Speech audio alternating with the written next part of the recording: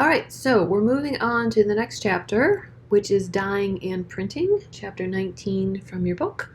This is a very long lecture, so I'm going to break this down into two parts. So this is part one of dyeing and printing, and we're going to focus on the dyeing process. Part two will focus on the printing process as well as coloration problems that can occur. All right, so when you add color to textiles, there's different ways to do that, right? But the term used for that color, essentially, is called colorants. All right, that's the material that adds color to a fabric. And these can be either through dyes or pigments, two different processes. All right, so most color textiles are achieved by using mixtures of two or more dyes or pigments rather than just a single dye or a single pigment. Again, depending on your fabric, your end use, etc. All right, so pigments are insoluble color particles that are held on the surface of a fabric by a binding agent. It needs something to hold it onto the fabric. Think of it as like a glue, this binding agent. It does not have an affinity for the fiber, meaning it will not bond with it by itself. So it needs that glue. And any color can be used on any fiber because it's not fiber specific, like a dye is. All right, so pigments sit on the surface of the fabric. So the back of the fabric and the interior of the fabric, if you will not be colored. More than 80% of printed fabrics in the United States market are pigment colored. So think of a pigment as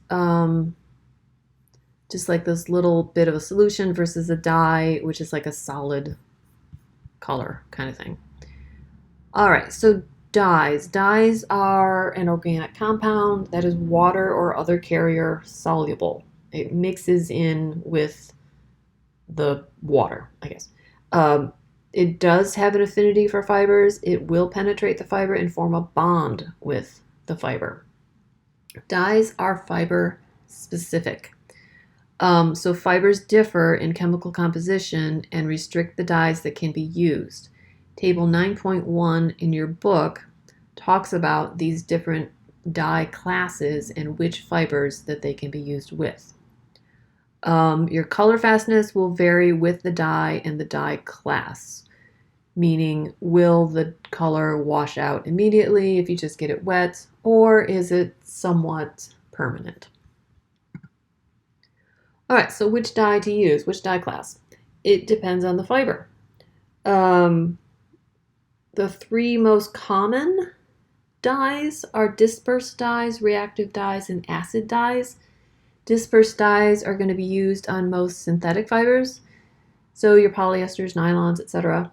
Reactive dyes are used on cellulosic fibers, so all your cottons, linens. And acid dyes are used on protein fibers, so wool, silk, etc. All right. And I've put a lot of these little, they're short. They're like little 2-minute videos from Cottonworks, again, talking about each of these topics. All right, so I highly encourage you to watch these little videos as you go. Okay, just like we did with fabric finishing, first you need to prepare the fabric to get it ready for these dyes or pigments. Excuse me. All right, so the steps taken before you can color something, you want to achieve quality standards. You want to start with like a base white fabric because it's going to take that dye better and make for brighter colors. You want to achieve color fastness and color permanence on your fabric, so you have to prepare it first. So once it goes through these steps to prepare it, it is then called PFP goods. So PFP stands for Prepared for Printing. PFP, Prepared for Printing. PFP, Prepared for Printing. What does PFP stand for? Prepared for Printing. Interesting. All right, so how do we prepare this fabric? Scouring, bleaching. We kind of talked about this when we talked about fabric finishes. as well. You want to clean the fabric. You want to get all the factory grease and oils off of it. Excuse me. You want a blank canvas, right? You want to start with something that's clean and as white as possible. So you are going to bleach it. Mercerization for any cotton, you want to increase that fiber surface contour to make it have as much surface. What am I trying to say? Have as much surface area as possible to accept all those dye molecules, right? Okay. Singeing, remember any fabric ends that is from the loom or the knitting machine, you want to burn those off. Okay, so another video. All right. Okay, so the stages of dyeing. There's a lot of factors that go into this and to which dyeing technique that you choose for your end product. Okay, so color can be added to the textiles during the fiber, yarn, fabric, or product stage, depending on the color effects desired and on the quality or end use of the fabric. All right, the 5 stages or different procedures, I guess, are pre-fiber dyeing, also called solution dyeing or mass pigmentation, fiber dyeing, also called stock dyeing, yarn dyeing, piece dyeing, and product dyeing. Okay, let me give you a quick overview here. Okay, so pre-fiber dyeing or solution dyeing, this is when you add the colorant to that dope. Remember the dope when we use to extrude the fiber? You can also use it for things like films and foams that won't take a dye after they're already produced. You want that color already in that solution before it's extruded into either fiber or a solution, like a film. Okay, fiber dyeing or stock dyeing, this is when you dye individual fibers, like at the fiber stage, before you make it into a yarn. Yarn dyeing, this is when you just dye yarns. It's already made into a yarn, and then you dye the yarn. Piece dyeing, this is when the fabric has already been made into a fabric, and you're dyeing an entire bolt of fabric. And then product dyeing, this is when it's already a product. It's already made into a garment, and you're dyeing the entire garment all at once. Okay, so why? In terms of cost, from high cost to low cost, solution dyeing is the most expensive, and product dyeing is the least expensive. So, and it's in a scale therein, right? In terms of color saturation, you're going to have the highest color saturation in solution dyeing and your lowest color saturation in product dyeing. Okay. So this sounds great. We want high color saturation. We don't want it to wash out. We want it to be color fast. It's going to be great, but it costs more. So depending on where you fall in your brand and in terms of cost standards and your quality standards may have a factor on what you choose. Again, it also depends on your fabric, it depends on your product, and many, many different factors.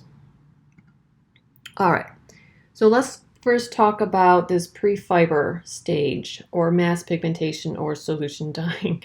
Honestly, it depends which textile textbook you pick up. They each call it something different, but that all means the same thing. Okay, so mass pigmentation, solution dyeing. Adding the colored pigments or dyes to that dope, the spinning solution, before it's formed into a fiber.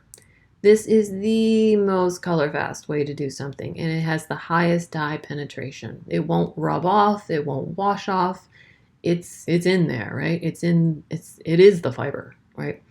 But again, it's the most expensive. So generally reserved for those classic colors, if you will, like black, navy, and red. Excuse me. All right, so this is essentially what it looks like. You're putting the dye in with your polyester pellet, and then it's melted in, and then it's blue as it's being extruded as a fiber. So it's already colored. All right, but like I said earlier, it's also used for films because it's really hard to dye a film after it's already produced. Okay, so these are two swatches from your book. Swatch number 70. It's hard to get a picture of this one. This is that green transparent film you have. And then over on the next page is swatch number 73. This is that black it's got that weird holographic kind of thing to it.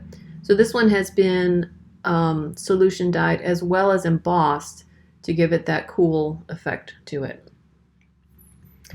By the way, as I'm going through these and giving you fun little facts about all these little swatches, remember to keep writing in your swatch manual in either the notes section or, well, for this, you have a coloration box to put stuff in. So write all that in there. Okay, next stage is fiber dyeing or stock dyeing. This is when the color is added to any loose staple fibers before they're brought together into a spun yarn, right? So you're essentially just dyeing fiber, okay? And then you're bringing it together and going through that whole yarn spinning process. All right, so anytime you see a tweed fabric, you're going to see, right, excuse me, those little flecks of color in there, okay? That means that all these fibers were dyed and then brought together, different colors, and then made into the yarns, and then, in this case, woven into a fabric. So you have two samples in your book, which are fiber dyed. Swatch number 6, which is that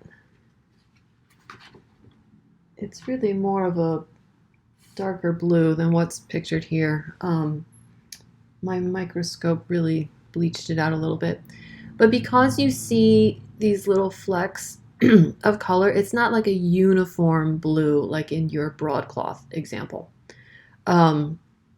Since you see these little flecks of color, that means that they took some white fibers as well as the blue fibers, brought those together, spun it into a yarn, and then, in this case, knit it into a jersey, right?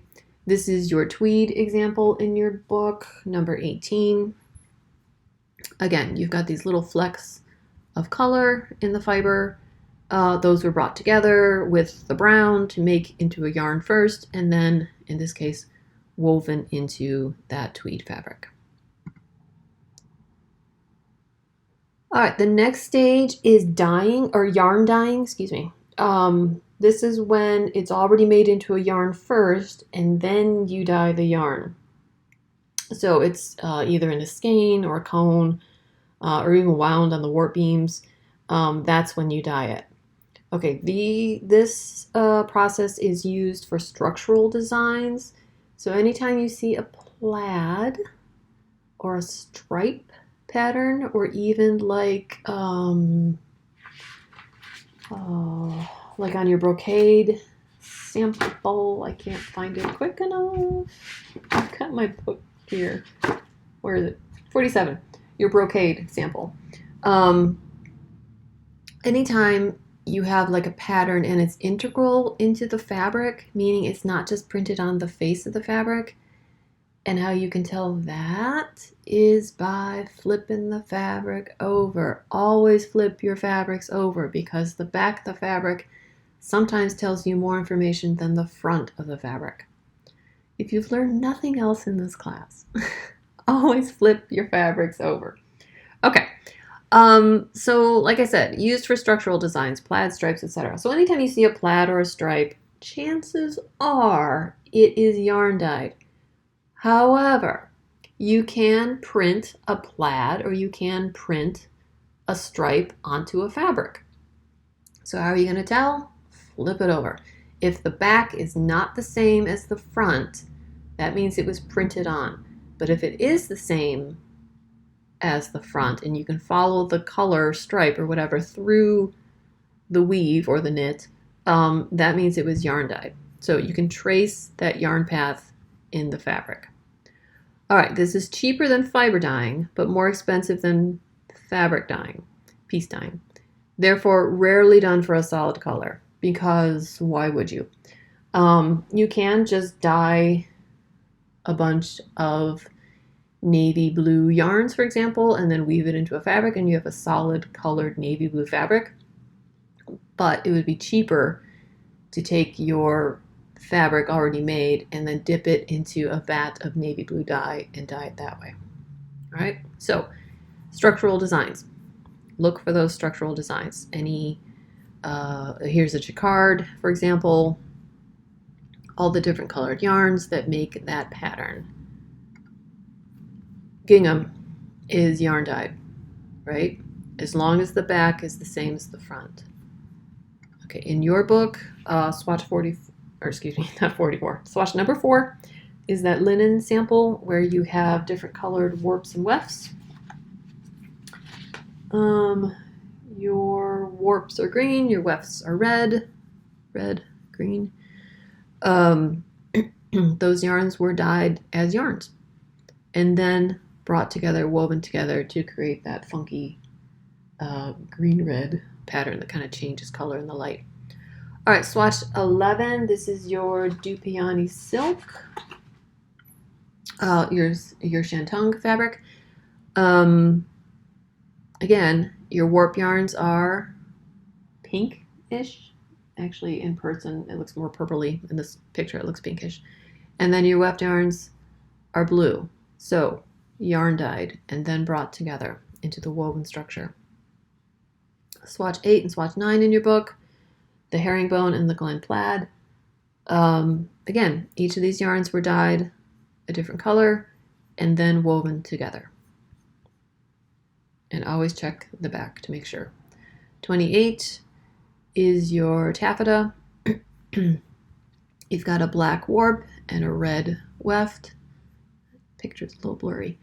Anyway, it gives it that kind of that iridescent look to it since it's used with a filament yarn. All right, yarn dyeing. Okay, and then piece dyeing.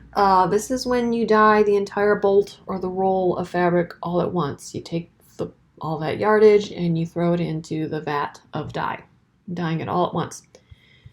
Usually produces a solid color fabric. We'll talk about this in a second, where it can produce two different colored fabrics. Hang on, hold that thought. All right, piece dyeing is relatively inexpensive. It's kind of in that middle of that range that I looked at earlier. It is a quick response to fashion changes. You can have bolts and bolts and bolts of 100% cotton, bleached white fabric just ready to go. And as the new season's colors come out, then you can quickly dye it and then make it into, excuse me, your garments. Okay, within piece dyeing, you can have cross dyeing and union dyeing. And this is a way to get special effects, if you will. It's actually kind of cool. All right, so cross dyeing, it's still piece dyeing. It's piece dyeing of fabrics made of fibers of different generic groups, such as a protein and a cellulose, which have different dye receptivity, which will then result in different colors. Remember I said that dyes are fiber specific. Okay, so if you have one fabric made from a silk or a wool, whatever, a protein, and a cotton, you can't use the same dye for both of those because it's going to react differently to each of those fibers. Unless you want it to react differently to each of those fibers. Okay, and then union dyeing is the opposite of cross dyeing. The goal here is to have a solid color, even though you have two different generic groups that are blended or combined in the fabric. All right, so here's an example of cross-dyed fabric. The blue yarns you see, which are the warp yarns, are 100% cotton. And the red yarns are 100% wool. All right, so wool, being a protein fiber, needs an acid dye. And cotton, being a cellulosic fiber, needs a reactive dye. Okay, So what they did is originally this fabric would have been white, solid white. Bear with me. Okay. Then they put it into a vat of blue dye and red dye. Okay. The red dye was the acid dye, and the blue dye was the reactive dye. So you've got blue and red in there together. Now, if you remember grade school, blue and red makes purple, except in this case it doesn't, because the red, or excuse me, the acid dyes only attach themselves to the wool, the protein fiber. And the reactive dye, which was the blue, only attached itself to the cellulosic fiber, which was the cotton, thereby creating blue yarns and red yarns. Does everybody understand what I mean there? Okay, that's kind of weird to think that this was 100% white to begin with. And just based on the fiber content of those yarns, how that combined dye bath reacted with each of those fibers to create this look. Now, I know what you're thinking. It seems like a lot of work. And it would be. Yeah. I don't know why. You could just yarn dye this, especially since it was just a simple gingham. Right? You could yarn dye your wool yarns, and you could yarn dye your cotton yarns, and then bring them together and weave them together. Why they didn't do that, I don't know. All right. And this is an example of union dyeing. So this particular fabric is made from 80% wool and 20% nylon. All right. Which makes sense because in wool you want the strength of the nylon as well. Okay. This, however, union dyeing, the goal was to get a solid color. So we wanted a solid color red. So they used acid dye for the wool and a dispersed dye for the nylon. Put that in a same dye bath, right? And it came out one color. All right. I know, it's confusing. Okay. So piece dyeing, essentially anytime you have a solid colored fabric, chances are 99.993% of the time, don't quote me on that, it's going to be piece dyed, right? Now, could you have yarn dyed each of these yarns the same color? Yes, you could have. Could you have dyed all the fibers of these before you made it into a yarn? Yes, you could have. But why would you? Because this is a lot cheaper and it gives the same end result. All right, so piece dyeing. So go through your swatch manual and look for any solid colors and make sure to flip it over if it's the same color on the back and the front and there's no other print or pattern on it, then chances are it's piece dyed. All right, and then the last stage of dyeing is product dyeing or garment dyeing. This is when dyeing takes place after the fabric is cut and sewn into the finished product. It's the least expensive process. It's the quickest response to fashion change. You could have, these are pants. So you could have all these pants already made out of a white cotton twill fabric. And then you're waiting for Pantone, to release the color of the year kind of thing. And then you say, oh, great, it's, I forget the current color. All I can remember is Merlot, but that was, I think, a year ago. Anyway, so the manufacturer, I lost my train of thought. The manufacturer can then take all of these pants that are already made as pants, dump them into a vat of Merlot dye, or whatever, periwinkle, whatever it is, and then get the most current, quickest way to get that color onto the market. All right. It's going to give you a solid color fabric. but any trims or other materials may not match, especially if you have different generic fiber content here. Think of things like any braid trim may not match, zipper tape may not match, that kind of thing. And labels may be tinted because you're dyeing the whole thing. So whatever's on that garment is going to be dyed.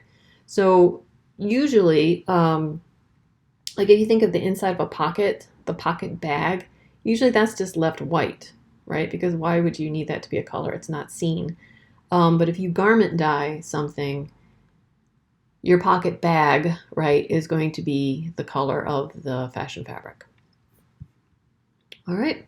Okay, so I'm going to stop this here and then make another video or voiceover of this, excuse me, the second half of this lecture.